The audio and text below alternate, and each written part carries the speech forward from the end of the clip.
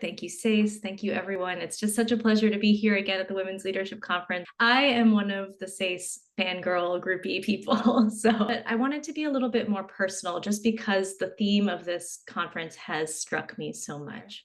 My grandmother in Teochew, my mama, still enjoys sitting in her garden. She turned 93 earlier this month, and she hasn't been able to walk for a couple of years. So I think about her often, back across the ocean in Malaysia, and the way she passes her days, the same meals, the same walls, the same Chinese soap operas.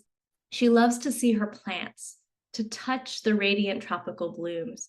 When she is surrounded by the blossoms, she feels happier. So I've been reflecting a lot on the theme of this conference, this theme of blooming, and to tend to and celebrate the brilliance of the women that we are and that we know. For one thing, we often equate leadership with title. And as we've already talked about, we know that Asian women are seriously underrepresented in leadership roles across fields. We are the least likely group to be promoted into senior management positions. In 2022, only 5 of the S&P 500 CEOs were Asian women, and there's very little to indicate that that trend is changing.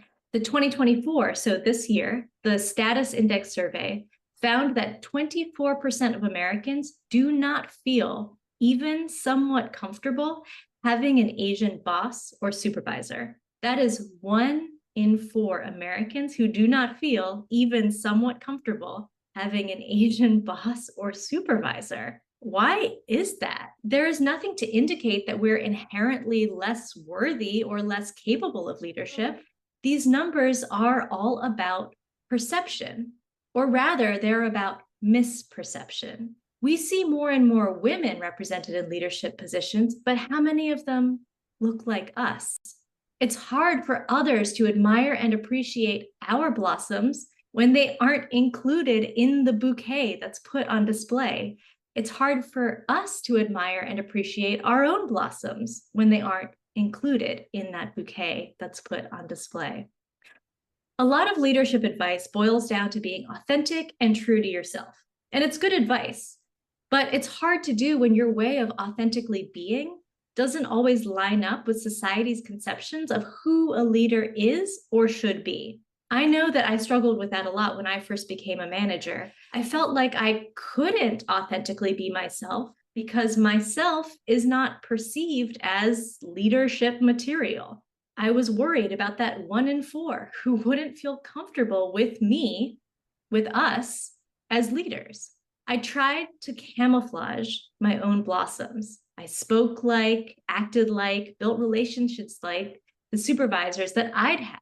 But I'd never had a supervisor who looked like me or came from a background like mine. And you can imagine this didn't go so well. Surveys show that people are way less comfortable with a leader who they feel is inauthentic or untrustworthy than one who's Asian. So again, how can our blossoms add beauty to the world if we're always trying to disguise them? Leadership is not just a title. To be a leader is to cultivate excellence in yourself and others, regardless of your role. When my grandmother sits in her garden, it's not the giant bird of paradise that she gravitates towards. It's the ones that she tended by herself, the ones that remind her of a loved one, the ones that she can reach from her chair. These are the ones that give her strength and comfort. No matter what our job title is right now, we can create beauty in the world. We bloom, we nourish others, and through that process, we are nourished in return. When we learn to shift from thinking of leadership as an end state to recognizing that we can live leaderful lives, our roots grow deeper and our blooms become more radiant. But another thing I've learned is to not get complacent with the idea that leadership is not just a title. Yes, that might be true, but that doesn't mean we should hold ourselves back or settle for being seen as less than. This underrepresentation, it's still a big problem, and each of you here today plays a role in undoing that trend.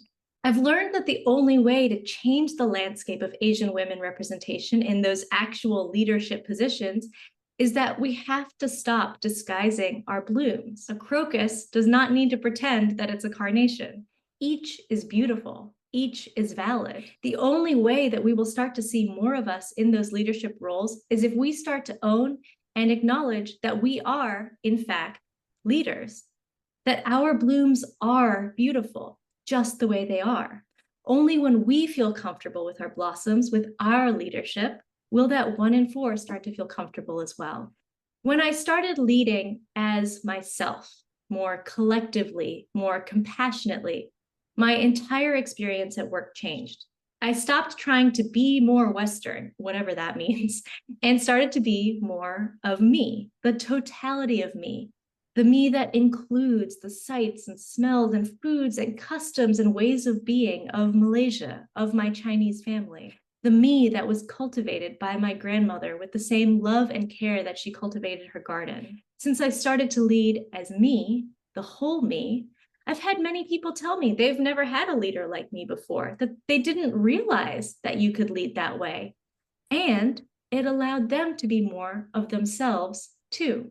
When I stopped trying to act like a leader and instead let myself bloom, I got 3 promotions in 2 years. When you finally accept that your blossoms are beautiful, other people are more likely to see your beauty. When we start to see ourselves as leaders, others will start to see it too, and the numbers around representation will finally start to change. As women, we're often tasked with caretaking. We provide emotional, material, maternal, and so many other kinds of support for the people around us. We are often the caretakers of others' gardens. Sometimes we do this at our own detriment. I watched my grandmother care for others for many years. And yet, the lesson I learned is she always made sure to preserve something of herself.